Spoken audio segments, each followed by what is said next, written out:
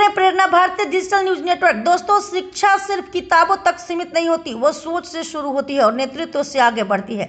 प्रेरणा भारतीय digital news network के मुख्य संपादक दिलीप कुमार द्वारा लिया गया पीएम श्री जवाहर नवोदय विद्यालय पहला पुल कछाड़ के प्रधानाचार्य श्री विश्वास कुमार राणा का यह खास वॉकिंग इंटरव्यू हम आपके लिए एक विशेष श्रृंखला के रूप में लेकर आए हैं।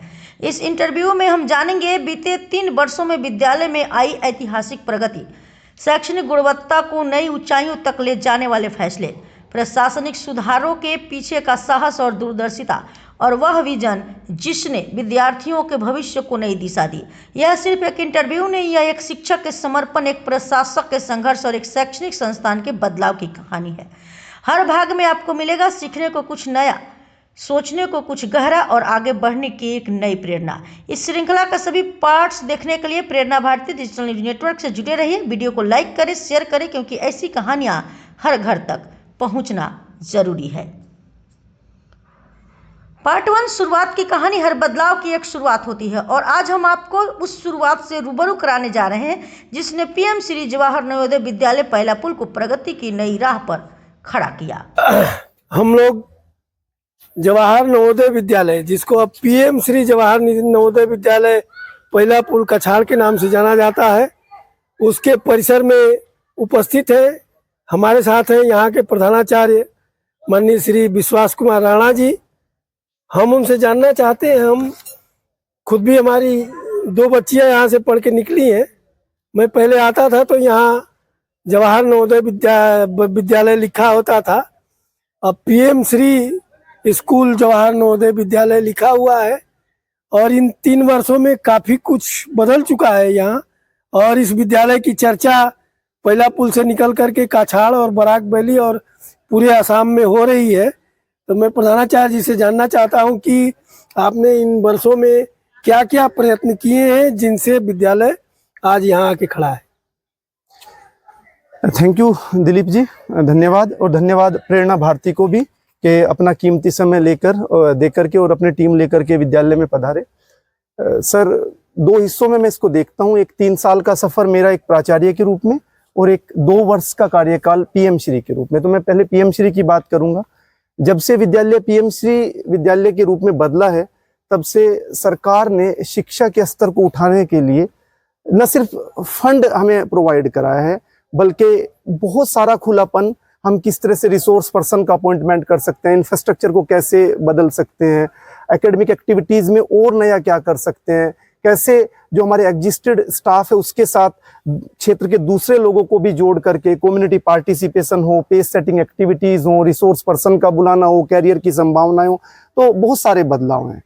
जहाँ तक 3 साल के सफ़र की बात है तो 14 जून 2023 को मैंने ज्वाइन किया सर, और यहीं से आरंभ करते हैं। ये गेट पहले एक सामान्य गेट होता था, हमने इसमें जो नए बदलाव, हमारी जो समिति के मानक थे उसके हिसाब से बदलाव किए।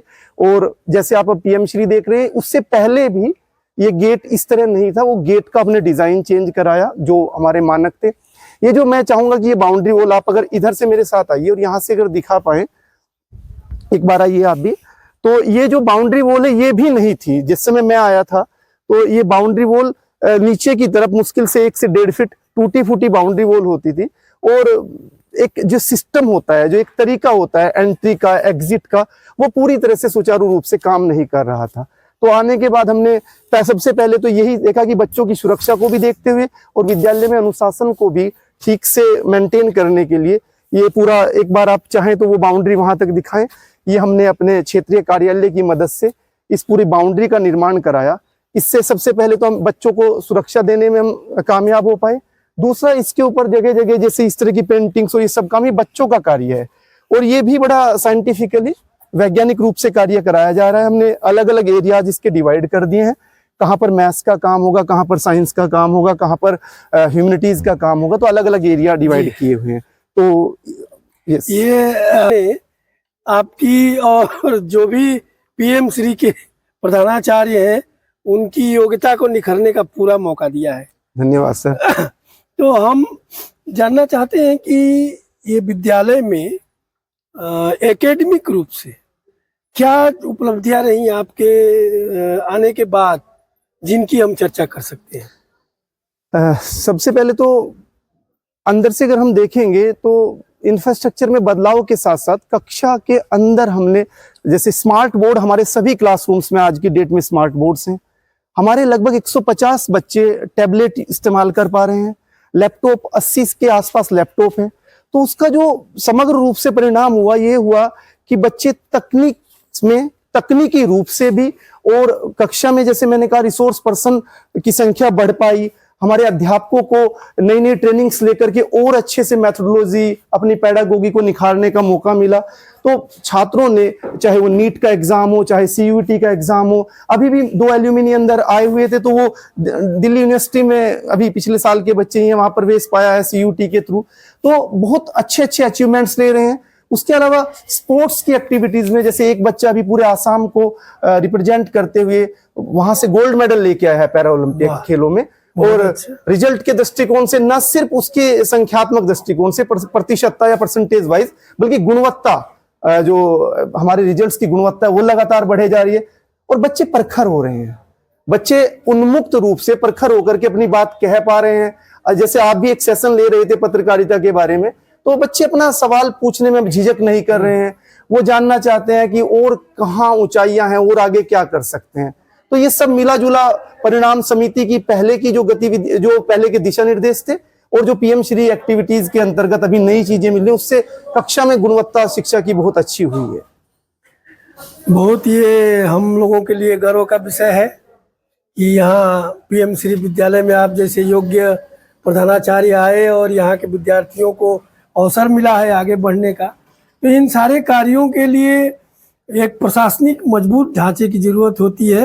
तो आपने वो प्रशासनिक रूप में क्या क्या काम किए जिससे आज इस प्रकार से जो है विद्यालय मजबूत हुआ है, पहले की तुलना में अनुशासन की दृष्टि से देखा जाए और गतिविधियों की दृष्टि से देखा जाए तो विद्यालय में प्रशासनिक बहुत परिवर्तन दिखाई पड़ रहे हैं। दिलीप जी, 2013 के जनवरी महीने में मैंने नवोदय विद्यालय समिति को एक पीजीटी के तौर पर ज्वाइन किया था और मेरी पहली पोस्टिंग गुजरात में थी। और जब मैंने ज्वाइन किया तब मैं नवोदय के बारे में एबीसी भी नहीं जानता था, लेकिन कुछ ही दिनों में मैं समझ पाया कि यदि सही और सकारात्मक सोच के साथ काम किया जाए तो विद्यालय, जो नवोदय विद्यालय है, इससे अच्छा मॉडल पूरे भारत में किसी भी विद्यालय में हो ही नहीं सकता। कोई ऐसा विद्यालय नहीं है जो चुन के क्षेत्र के सबसे अच्छे 80 बच्चे आपको देता हो। कोई ऐसा विद्यालय नहीं है जो 24 घंटे वो बच्चे आपके पास हैं, आप उस क्ले को, उस कच्ची मिट्टी को जिस रूप में ढालना चाहे ढाल सकते हैं। तो जैसे ही जब मेरा एक प्राचार्य के तौर पर चयन हुआ, यहाँ मैं थोड़ा सा बताना चाहता हूँ कि एक ही समय पर मेरा यूपीएससी के थ्रू दिल्ली के प्रिंसिपल के लिए भी सिलेक्शन हुआ था। केंद्रीय विद्यालय के प्रिंसिपल के तौर पे केवी के प्रिंसिपल में मुझे कलकत्ता रीजन मिला था और नवोदय का मुझे अपना शिलोंग संभाग मिला था। तो तीनों ऑप्शंस मेरे पास एक ही समय पर खुले हुए थे और तीनों में मैं ठीक ठाक रैंक, मतलब टॉप 10 में ही था। तो मेरे पास चॉइस थी कहीं भी जाने की। लेकिन जब मैं यहाँ आया और मैंने यहाँ कुछ दिन काम किया तो एक दिन तो पहला सवाल मैंने पूछा खुद से कि मुझे यहाँ क्यों रुकना चाहिए, और इस सवाल के जवाब हजार थे। यहाँ बच्चों के लिए कई सारे फर्स्ट जनरेशन लर्नर्स हैं और लोगों की आंखों में एक अपेक्षा देखी मैंने, अभिभावकों की आंखों में एक अपेक्षा थी। मैं युवा था तो सबको लगता था कि गर्मजोशी से और अपना जो कहते हैं एनर्जी का सदुपयोग करके कुछ कर सकते हैं। तो उन पेरेंट्स की अपेक्षाओं को देख करके मुझे लगा कि मुझे यूपीएससी को भी और केंद्रीय विद्यालयों को भी थोड़ी देर पीछे रखते हुए अपने इस ऑर्गेनाइजेशन को, अपनी समिति के साथ पूरे जोर से चलना है। और इन 3 सालों में मैंने सबसे पहले जो चीजें पाई, यदि बच्चे के अभावों को आप दूर करेंगे, अनुशासन का जन्म वहीं से होगा। सबसे पहले उसकी जरूरतों का ध्यान देना है, और जरूरतों में सिर्फ अच्छा खाना, सिर्फ अच्छे कपड़े या सिर्फ डेली यूज का सही सामान इतना भर नहीं है। उसकी जो इंटेलेक्ट्स हैं, जो उसकी शिक्षा को लेकर के जो भूख है, अच्छे शिक्षक देना, अच्छी मैथोडोलॉजी के साथ उनको ज्ञान को देना, उनको सुनना। अगर आप चाहते हैं कि अच्छे प्रशासक बने तो उसके लिए सुनना एक ऐसा गुण है कि आप दूसरे की बात को सुने, उसको स्पेस दें। तो ये वो चीजें थी जो मैं लेता चला गया और धीरे धीरे इसका दायरा बड़ा होता चला गया। यह तो बस शुरुआत है, आगे की कहानी और भी प्रेरणादायक है। जुड़े रहिए प्रेरणा भारती डिजिटल न्यूज नेटवर्क के साथ। अगले भाग में हम दिखाएंगे बदलाव की असली तस्वीर।